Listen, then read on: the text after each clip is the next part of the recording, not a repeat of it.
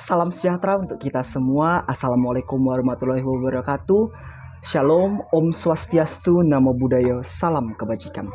Dewan juri yang terhormat, perkenankan saya Ricky Martin Simanulang dari Universitas Kristen Indonesia sebagai tim pembuka pemerintah untuk memulai mosi perdebatan pada kali ini.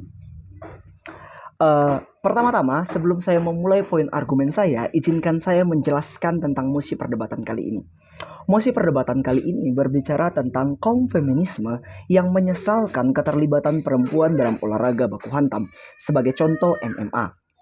Pertama, mari kita membahas tentang mosi perdebatan kali ini.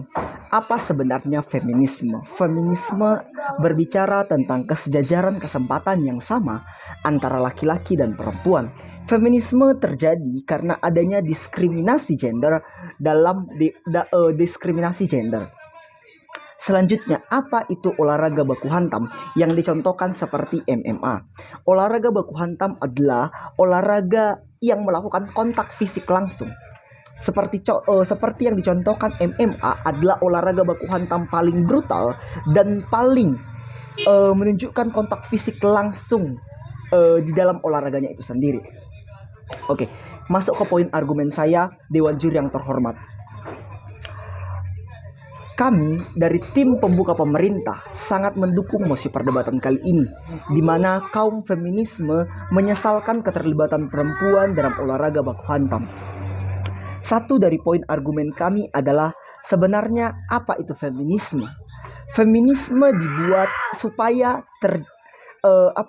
terjadi supaya ada kesejajaran yang sama. Dalam hal ini, pada awalnya terjadi kesejajaran yang sama, pendidikan, kesejahteraan, pekerjaan. Pada masa itu, sebelum kaum feminisme ini ada, banyak perempuan yang terpaksa tidak dapat memperoleh pendidikan, tidak dapat memperoleh kenaikan pangkat yang sesuai dengan dia. Sebenarnya niat baik dari feminisme ini sangat baik. Karena feminisme tidak hanya berguna untuk perempuan, namun juga berguna untuk laki-laki. Apa gunanya? Sebagai balancing, kesetaraan, dan bagaimana menciptakan persaingan yang ideal. Sebab kami yakin dan percaya manusia selalu menajamkan manusia. Ketika semua manusia termasuk laki-laki dan perempuan itu diberikan kesetaraan yang sama, baik itu dalam pekerjaan dan pendidikan, terciptalah suatu ekosistem baru, ekosistem yang jauh lebih baik. Dewan juri yang terhormat. Namun dalam hal ini kenapa pemerintah, kami sangat setuju dengan pemerintah dalam menyesalkan keterlibatan perempuan dalam olahraga baku hantam ini. Pertama, kita akan masuk ke esensi utama dari perempuan. Esensi yang pertama dan paling utama dari perempuan adalah menjadi seorang ibu. Ibu adalah konteks seseorang yang dekat dengan anaknya. Ketika seorang ibu ini mengikuti olahraga baku hantam yang dicontohkan seperti MMA, sudah menjadi pasti ini akan menjadi hal yang ditiru. Sebab kita selalu menggugu dan meniru setiap hal yang dilakukan oleh role model kita. Seperti contoh, pada beberapa tahun ke belakang, dulu ada satu olahraga yang namanya Smackdown, olahraga yang dilarang oleh pemerintah. Kenapa? Karena mayoritas masyarakat menirunya, terutama laki-laki, karena laki-laki yang menontonnya. Bagaimana Dewan Juri yang terhormat, kita bisa melihat bagaimana perempuan akhirnya juga meniru idolanya ini. Dalam MMA ini akan melakukan hal yang sama.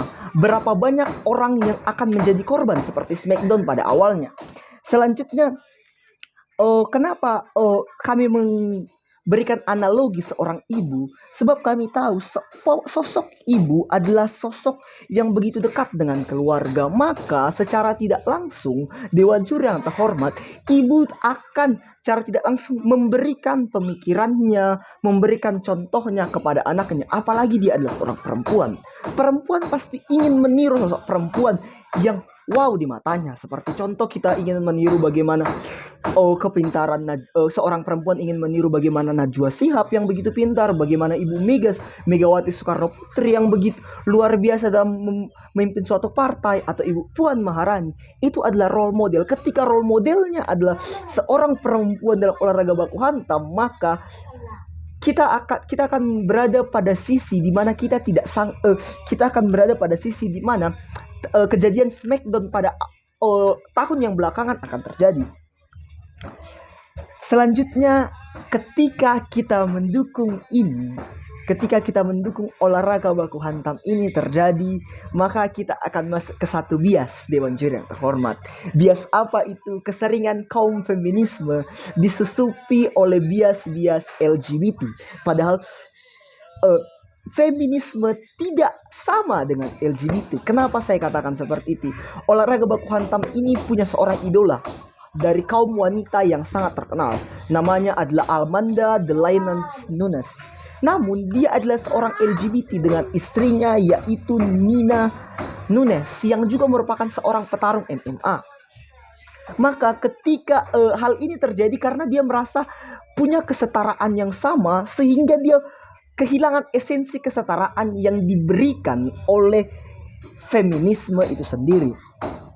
Dan kita akan masuk ke esensi ketika kesetaraan feminisme ini dilakukan. Kesetaraan ini seperti yang saya ungkapkan barusan adalah balancing supaya terjadi kesetaraan. Bagaimana manusia dapat menajamkan manusia. Namun ketika ini terjadi, bagaimana kita ingin melakukan kesetaraan di dalam olahraga sport ini?